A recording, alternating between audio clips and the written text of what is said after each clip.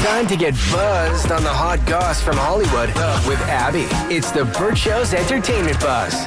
So just a little heads up, we're going to be talking about body image and eating disorders in this segment. So just something to be aware of if that's not something you're comfortable listening to. But it's been a while since we've heard directly from Ariana Grande. She's been super busy filming the Wicked movie. And so fans were a little shocked to see her come up on their TikTok For You page. She did this really rare 3-minute confessional where she said she's finally ready to address her fans' comments after hearing about one specific thing for about a decade of her career. She said her fans have been comparing her body at different weights throughout her life and that they're saying that she looks really unhealthy in her current state. I think we should be gentler and less comfortable commenting on people's bodies, no matter what.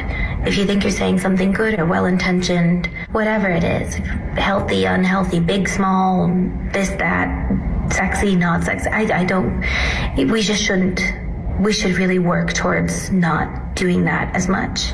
So she's basically explaining that fans are saying, oh, you looked so much healthier at this particular stage in your life. And now you look like, oh, it looks like you don't eat. It looks like you're really unhealthy. And she actually said in that video that when you thought I was my most healthy, I was actually drinking too much. I was on antidepressants and I wasn't healthy at all.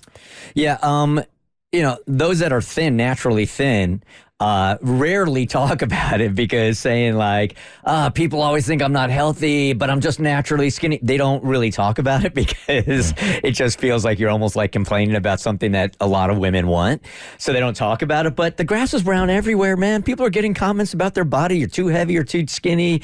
Are you fit? Are you not? Who cares? And she looks the exact same to me. Yeah, I couldn't agree with her more. I mean, it seems like an easy thing to do, to just not comment on other people's bodies. And if everybody could do that, it would be no problems. Yeah, body shaming is not something you really think of when you think of somebody like Ariana Grande.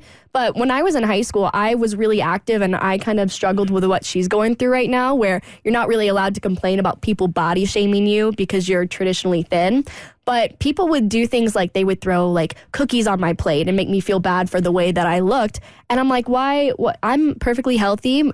This is between me and my doctor if they think something's wrong. So y'all just need to shut up is really what I wanted to say to them. Did people assume ever to you that concerned about a quote-unquote eating disorder, even though you were naturally thin? Yeah, girls would call me anorexic to my face. They would talk about me behind my back, saying that I don't eat. And it was probably the healthiest relationship I ever had with food, where you might have looked at me and gone, oh, she's not healthy. And it actually led me to have a different type of eating disorder where I would be so stressed about people thinking I was too thin that I would eat too much, because I'd be afraid that I would like lose weight and be too skinny. Can we dive into this for a second? Yeah, of course. Well, let's talk about this.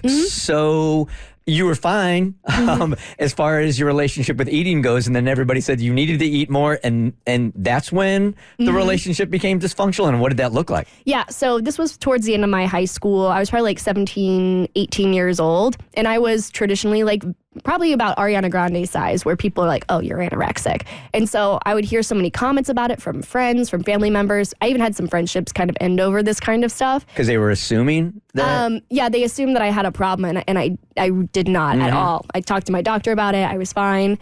And I would get so stressed out that if I would feel a little hungry, I would start eating because I'd be like, I can't lose weight because then people are going to talk about me. Wow. And so I put on about 35 pounds by the time I was like 19. And it was really hard because then I didn't feel like myself. Yeah. And then that was a different kind of problem I had to deal with. So you were overstuffing yourself just so people wouldn't assume that you had an eating disorder, which created an eating disorder. Yeah. It led to a really unhealthy cycle throughout my life. I feel like I'm finally at a place in my life where I feel like I have a good relationship with, not being too concerned about what I look like, but also being healthy. Was there one sort of magic bullet that a doctor gave you, not a pill, but a piece of advice that sort of turned your relationship with food around? No, honestly, I dealt with a lot of this by myself.